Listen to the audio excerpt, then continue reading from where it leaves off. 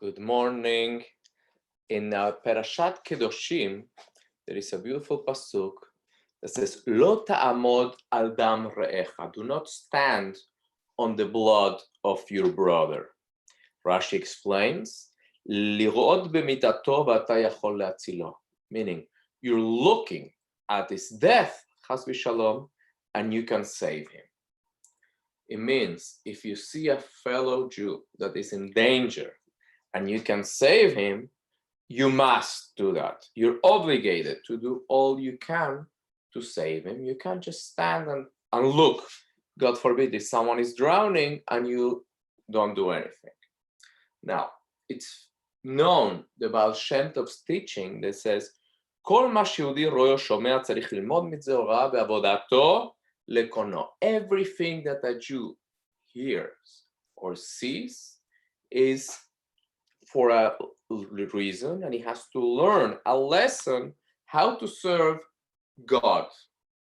So therefore, anything that we see, it's for a reason, and we must do something about it. Why? Because God doesn't do anything for nothing.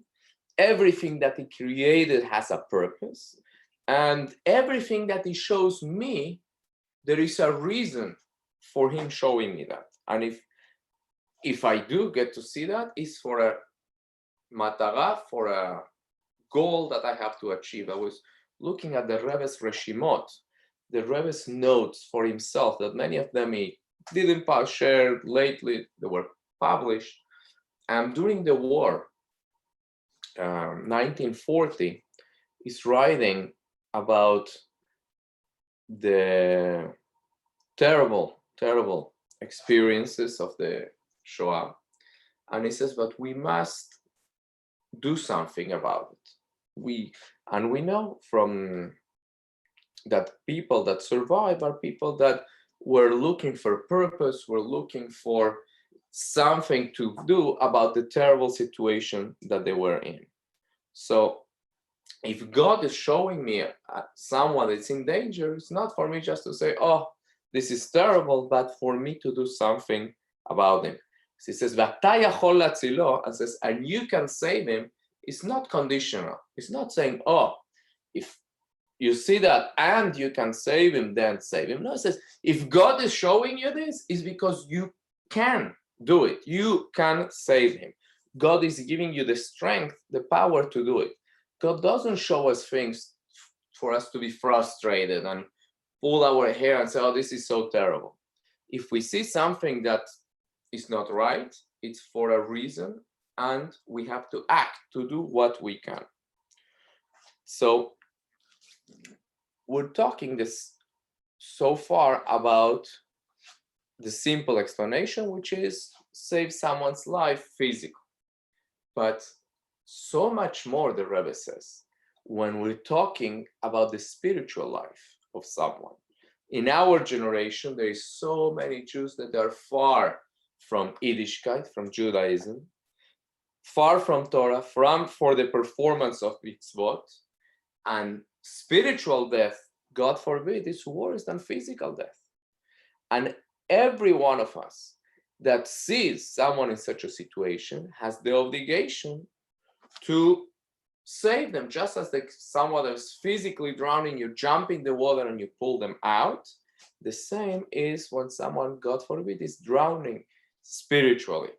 Someone is drowning in depression, someone is drowning in worry, someone is drowning in distractions from Torah and mitzvot. We must reach out to them and save them from those difficult waters. Now, some Yetzer Hara, our evil inclination, will come and say, who am I?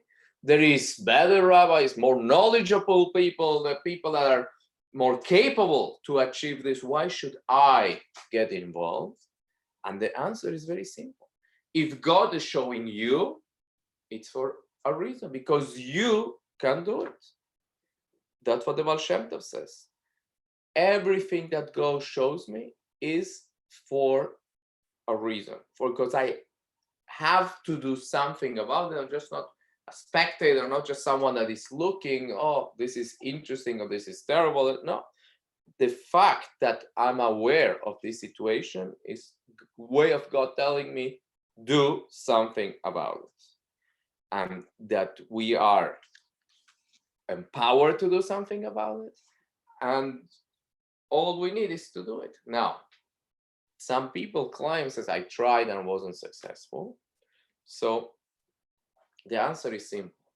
If you want to have an effect of someone, Talmud says, "Dvarim hayotzim me'alev nichnasim lalev." Words that come out from the heart enter the heart. If I'm doing it just to fulfill my obligation, I say, oh, you shouldn't be doing that. The person will accept it just the way it was given. But if I'm doing it with passion, if I'm doing it with all my being, it will enter and be accepted. I had a friend that he was smoking, and I felt that it shouldn't be, like nobody should. And I tried to be a positive influence and get him to stop smoking, and I failed.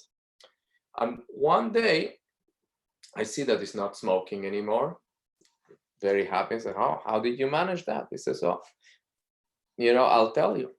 I was at the funeral of my dear friend's mother, and I was feeling very stressed for my friend. His mother passed away very young, and I stepped out. I went a little aside next to a tree so people wouldn't see me, and started smoking, my friend tells me. And the man that was burying his wife, she had died of emphysema. She was a smoker. And he leaves the funeral, comes next to me, gives me a hug, and he says, "Please don't." That's all he said. But he said it with such a feeling as he was burying his wife from death, from cigarettes. All he had to say is, "Please don't." And his words entered my heart, and at the spot I decided not to smoke again.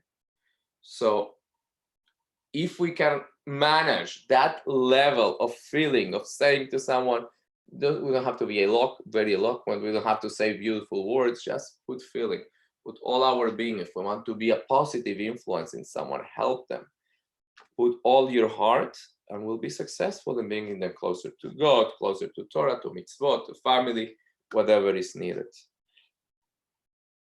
We know that what Mashiach will do, Yaakov Kol Yisrael elechba b'derech haTorah, that the goal of Mashiach, what he will do is to bring all Jews to go on the path of Torah.